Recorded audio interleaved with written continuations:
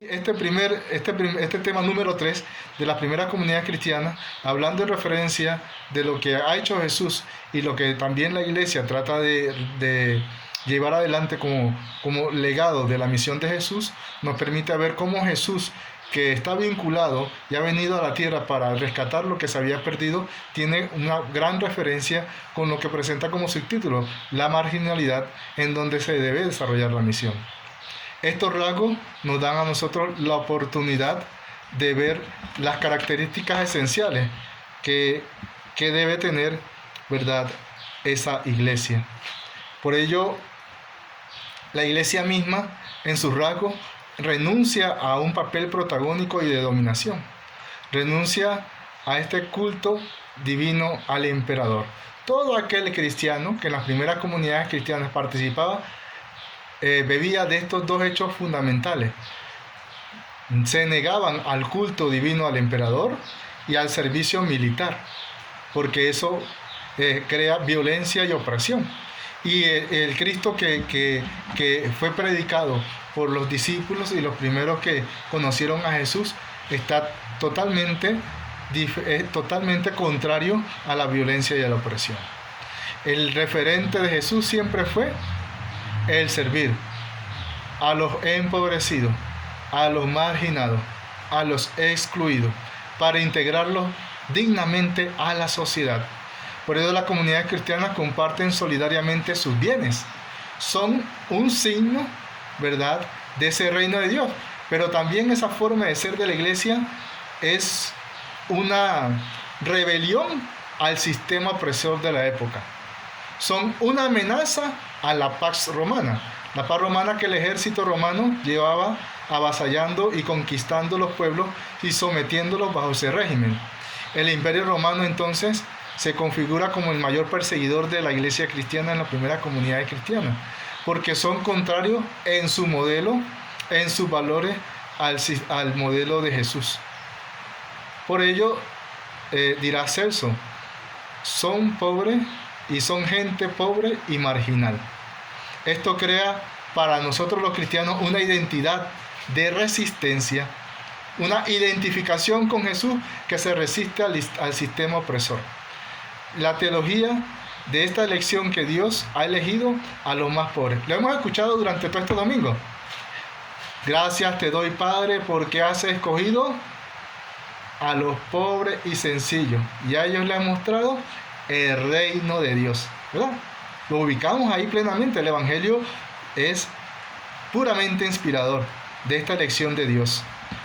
Y por ello vamos a ver cómo también nos continúan hablando los padres de la iglesia. En esa misma sintonía hablan Justino, Irineo y Tertuliano. Todos ellos, padres de la iglesia, nos hablan de esa elección que Jesús hace por un camino de servicio.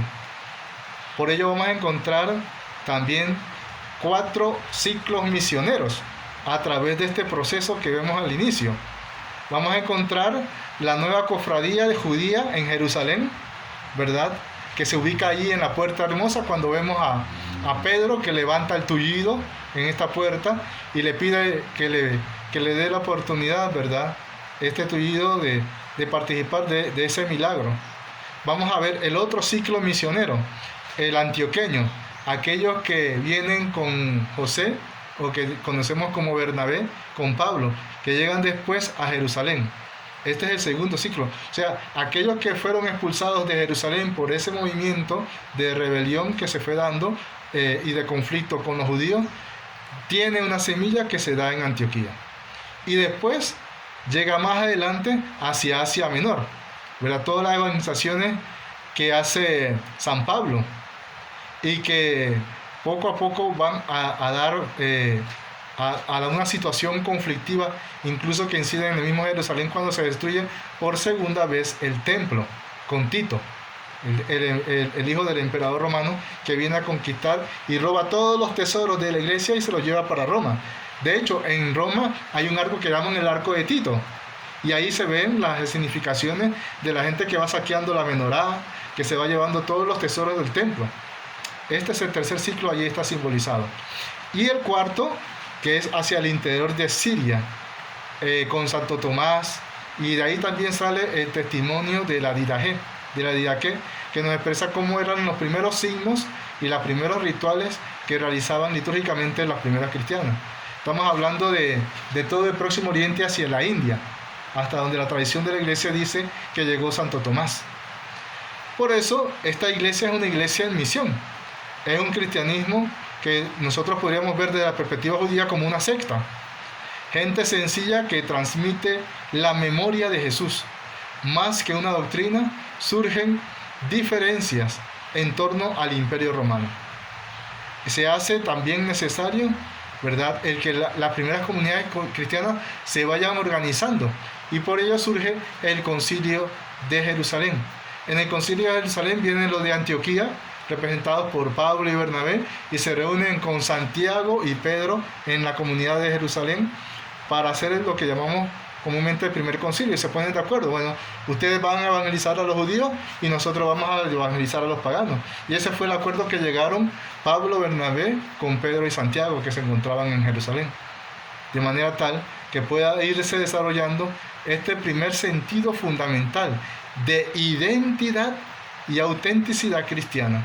Cuando usted ve que un cristiano está a favor de algo que tiene que ver, que no tiene que ver con el servicio a los hermanos, entonces usted puede comenzar a dudar si realmente este es un caminar auténticamente cristiano. Porque nosotros estamos puestos para hacer resistencia a todo lo que vaya con el poder y la dominación, sino que tiene que ser desde la otra sintonía con Jesús, que es el servir a integrar en la sociedad a aquellos que son marginados y excluidos.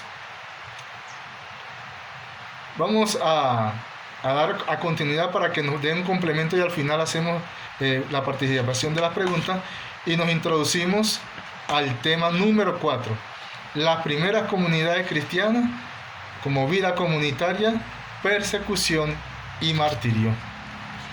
Aquí vamos a hacer referencia de estas primeras comunidades en los primeros siglos, del primer siglo hasta el siglo IV, o sea, desde el año 33 ante la muerte de Jesús y el nacimiento del caminar de la iglesia, hasta el año 313 con el edicto de Milán, que esto no aparece aquí directamente en el documento, pero lo referimos porque sí, hasta el siglo IV la iglesia vivió persecución, y esta iglesia se identificaba porque hacía resistencia y porque era perseguida, y encuentra su resistencia justamente porque los valores de Jesús que ya hemos mencionado están vinculándonos a ese caminar de la iglesia. Ser cristiano no es estar solamente de acuerdo con una doctrina. Es que yo creo en Jesús y por eso soy católico. Sí, creo en Jesús, pero soy católico, pero eso tiene una referencia experiencial y vivencial, como ya hemos visto en los temas anteriores que vimos de liturgia y sacramento. Es mi forma de vida frente al prójimo, a mí mismo y Dios. Debe constituir una vida que sea diferente.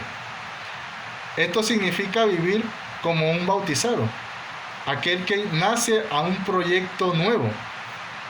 Y este proyecto nuevo comienza a caracterizarse porque se reúnen en casas particulares, participan de una comunión de bienes, se vinculan entre todos y ven cómo poder ayudar al que más necesita.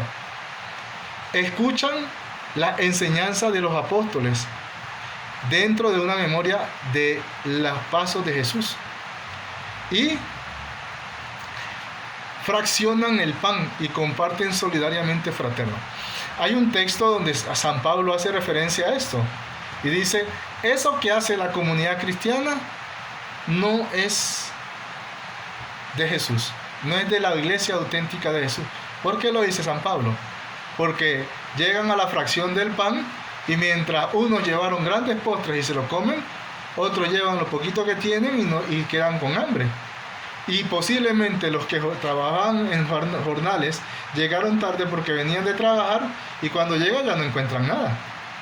Y entonces, ¿por qué no se pensó en el que venía después? ¿Por qué no se pensó en el que más necesitaba?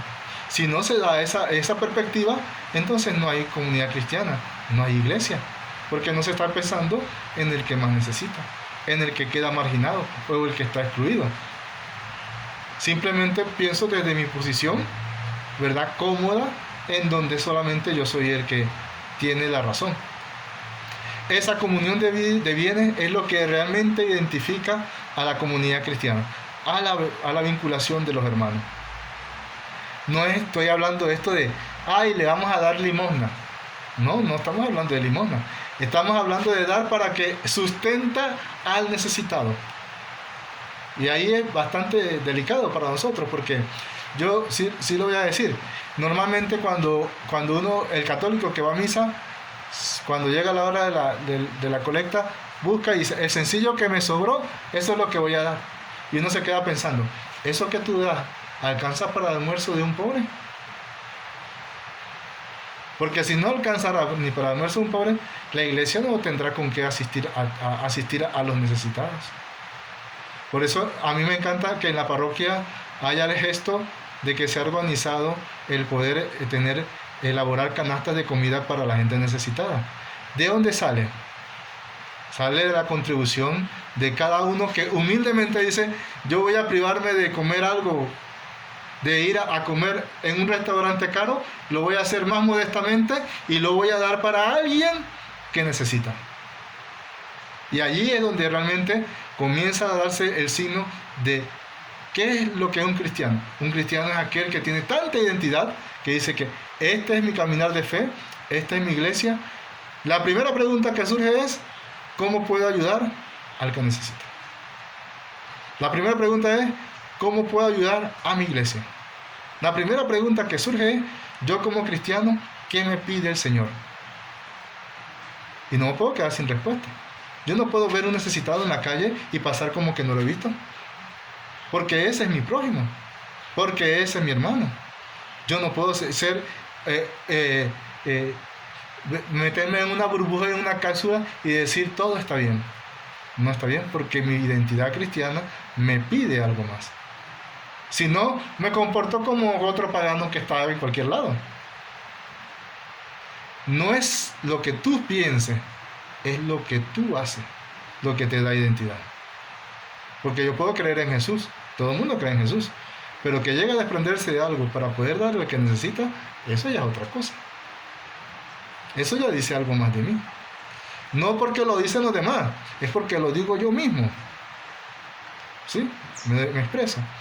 Por ello, al asistir los hermanos, al asistir a estos hermanos necesitados de nuestras comunidades, no nos vinculamos con los opresores.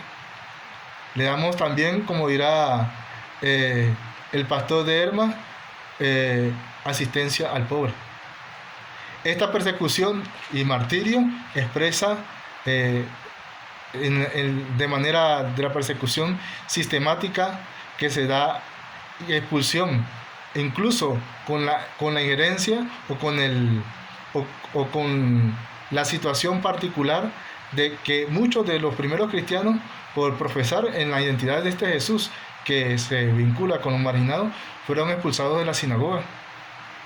Más tarde también se da el conflicto con el Imperio Romano, y ahí surgen los emperadores Nerón, Domiciano, Decio, Diocleciano. Dos causas exponen para la persecución, porque afectan directamente al accionar del Imperio Romano. Y el Apocalipsis es lo que revela este camino de resistencia. Es una ocasión privilegiada porque, ¿cómo se identificaban? Porque no brindaban culto al emperador y porque no prestaban servicio militar. Muchos quizás en algún momento dado se les pedía que lo hicieran, y entonces viene lo que se llama la apostasía. Aquellos cristianos que decían, para que no lo mataran, que no eran cristianos. Y a ellos también se les llama en el texto laxis, aquellos que han renunciado a la fe católica con tal de no perder la vida. Pero para nosotros, que estamos vinculados con este caminar de la iglesia, nos vamos dando cuenta de lo importante que es tener esa vinculación con Jesús. Vamos a ver que también